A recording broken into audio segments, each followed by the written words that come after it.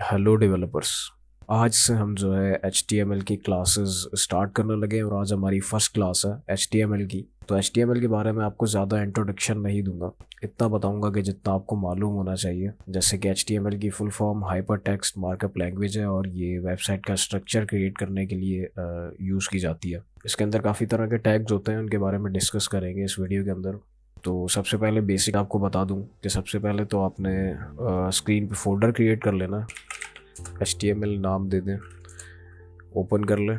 यहाँ पे एक न्यू टेक्स्ट डॉक्यूमेंट बना लें और इसको index.txt रहने दें।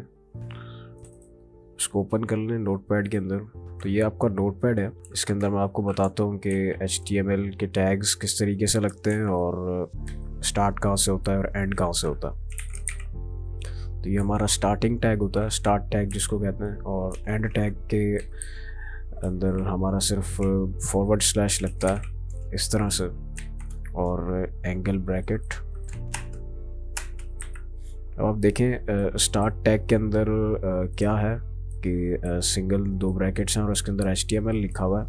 इसी तरह जो हमारा एंड टैग है उसके अंदर है कि ब्रैकेट है और फिर फॉरवर्ड स्लैश, फिर HTML और फिर हमारा ब्रैकेट, और ये हमारा जो है टैग बन चुका है। तो इसके अंदर हम आगे लिखेंगे हेड। HTML के अंदर हमारा जो टैग आता है वो एक हेड का होता है। इसी तरह ओपन बनाया, अब मैं क्लोज बना लेता हूँ। हेड के टैग के अंदर फ़िलहाल हमारा कोई काम नहीं है क्योंकि इसके अंदर मेटा की इंफॉर्मेशन होती है। और फिर एक टैग हमारा होता है बॉडी का मेन, जिसके अंदर हमारी सारी वर्किंग होती है और हमारा कंटेंट आता है।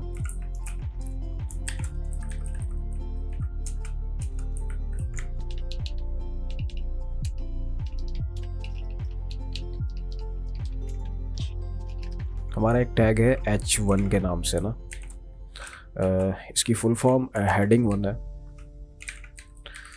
तो इस टैग के अंदर यहाँ पे मैंने स्टार्ट टैग लगा दिया और फिर मैंने क्लोज टैग लगा दिया। तो अब मैं क्या करूँगा, इस टैग के अंदर जो भी मैं लिखूँगा, जब मैं इस फोल्डर को ओपन करूँगा तो मुझे क्रोम पे एज अ हेडिंग वो शो कर जाएगा जो भी मैं इसमें लिखूँगा। तो मैं यहाँ लिख देता हूँ this is a heading. Then इसे मैं सेव कर लेता हूँ Ctrl+S के साथ। अब मैं इसे यहाँ से क्रॉस कर दूँगा, F2 दबाऊँगा इसे, यानी कि रीनेम करूँगा, और TXT की जगह पे मैं लिख दूँगा HTML। यस कर देंगे यहाँ से। अब इसे मैं ओपन कर लेता हूँ। तो ये देखें इसने मुझे शो करवा दिया दिस इज़ अ हेडिंग। ठीक है, तो जो मैंने इसमें लिखा था वो मुझे यहाँ पे प्रिंट कर गया एज अ हेडिंग। अब मैं अगर साथ में पैराग्राफ भी इसमें ऐड करना चाह रहा हूँ तो HTML हटा के मैं TXT डॉक्यूमेंट कर लूँगा, यस कर दूँगा। ओपन करने के बाद यहाँ पे एक और टैग ऐड कर लेंगे जो है हमारा पैराग्राफ का। इसके अंदर आप पैराग्राफ लिख दें, टैब दबा के आगे भी कर सकते हैं आप, अगर चाहें तो पीछे भी कर सकते हैं। मैं ऐसे Ctrl- जूम रखूँगा ताकि आपको दिख जाए इजीली। ये टैग लग गया स्टार्ट एंड ये एंड, और इसके अंदर ये हमने पैराग्राफ अपना लिख दिया। This is a paragraph, HTML is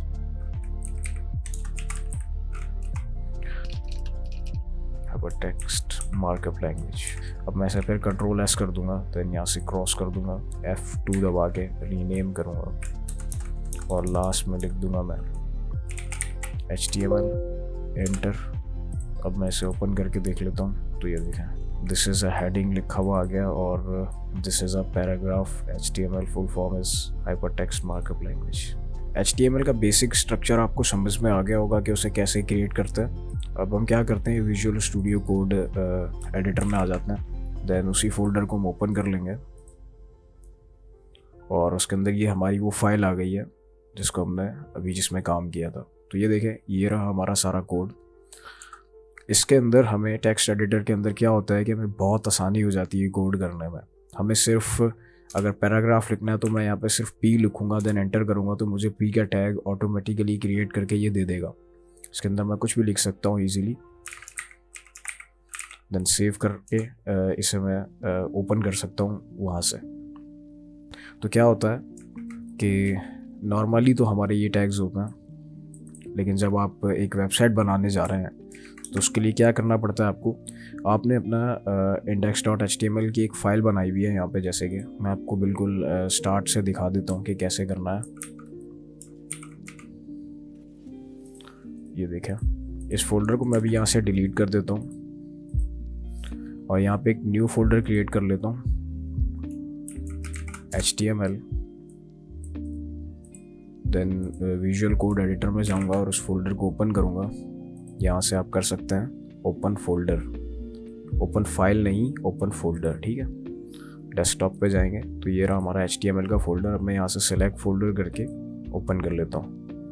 ये फोल्डर हमारे पास इस तरीके से खुल जाता है। तो यहाँ पे देखें आइकन्स आ रहे हैं कुछ। पहला आइकन है हमारा न्यू फाइल का एंड ये है न्यू फोल्डर का, और ये होता है रिफ़्रेश एक्सप्लोरर। आप अपने फोल्डर को रिफ़्रेश कर सकते हैं, ठीक है।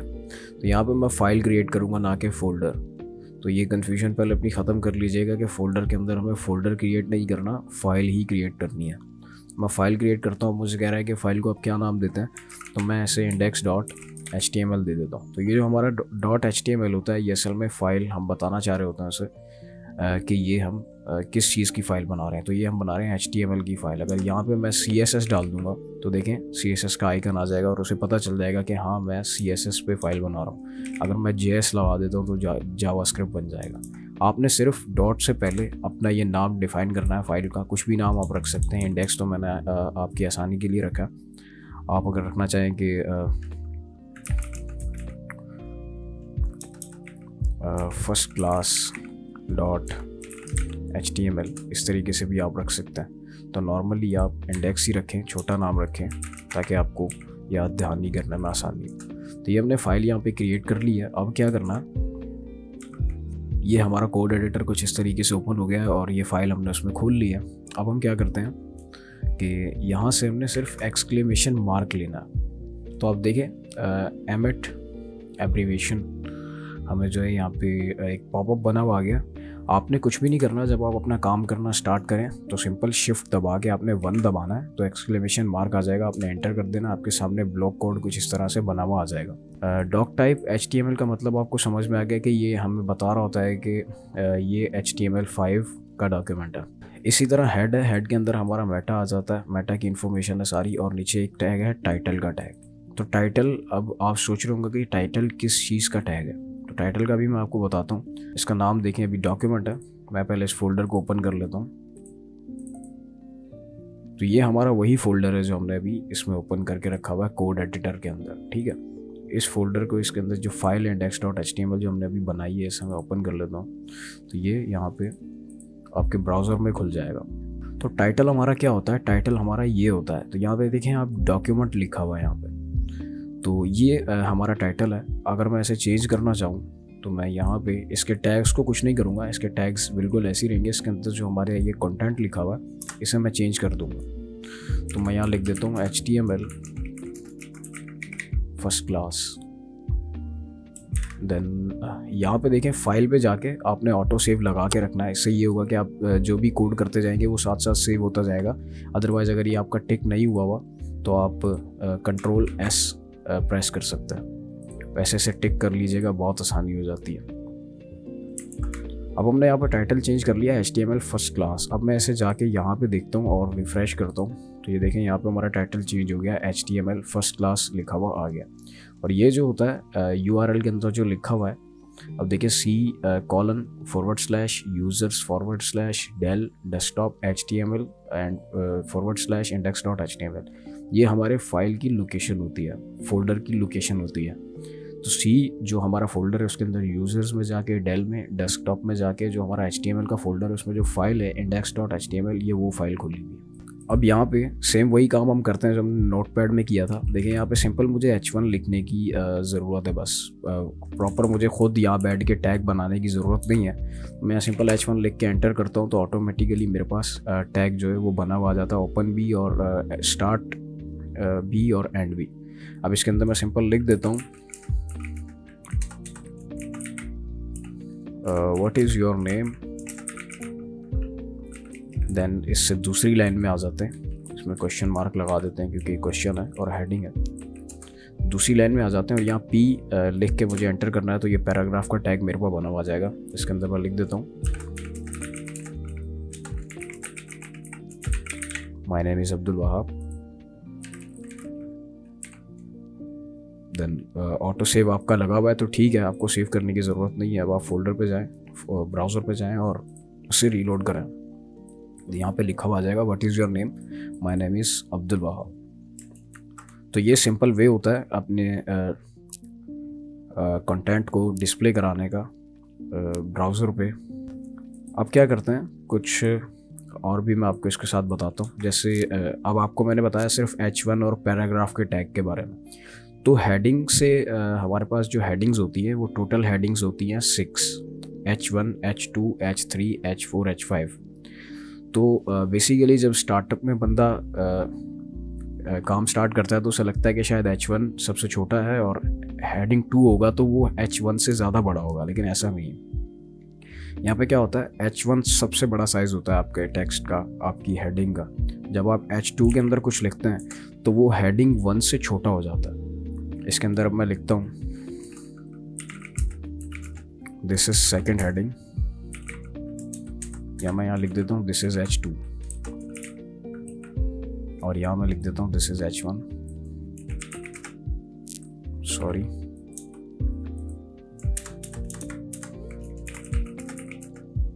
This is H1। ठीक है, अब मैं वहाँ जाके इसे ब्राउज़र पे व्यू कर लेता हूँ, रिफ्रेश करूँगा तो ये देखें दिस इज़ H1 लिखा हुआ आ गया, देन दिस इज़ H2 लिखा हुआ आ गया। क्या करते हैं, सेम नीचे भी H3 का एक और टैग बनाते हैं और इसके अंदर भी यही लिखते हैं दिस इज़ H3। देन नीचे आके एक और हम बना लेंगे, टोटल H6 तक मैं आपको बना के दिखाता हूँ। H4 बना लेते हैं, इसके अंदर लिख लेता हूँ दिस इज़ H4। एक और बना लेते हैं H5 का, और एक है H6 का। तो ये हमारे टोटल हेडिंग के इतने ही टैग्स होते हैं। यहाँ मैं लिख देता हूँ this is H4 5, this is H6। अब आप देखिएगा जो 1 होगा वो सबसे बड़ा होगा, 2 उससे छोटा होगा, 3 उससे छोटा होगा, 4 उससे छोटा होगा, 5 उससे छोटा, और सबसे छोटा होगा हमारा H6। ठीक है, अब हम क्या करते हैं, अपने ब्राउज़र पे आ जाते हैं, रिफ़्रेश कर लेते हैं। तो ये देखें H1 आ गया, H2 आ गया, H3 आ गया, H4, H5 और H6। H6 देखें कितना छोटा है। मैं पेज को ज़रा रीसेट कर देता हूँ, जूम हुआ था। अब देखें कितना छोटा है H6। अब क्या करते हैं, कोड में आ जाते हैं और यहाँ पे एक पैराग्राफ का टैग लगाते हैं। देखते हैं कि पैराग्राफ क्या H6 से बड़ा है या नहीं।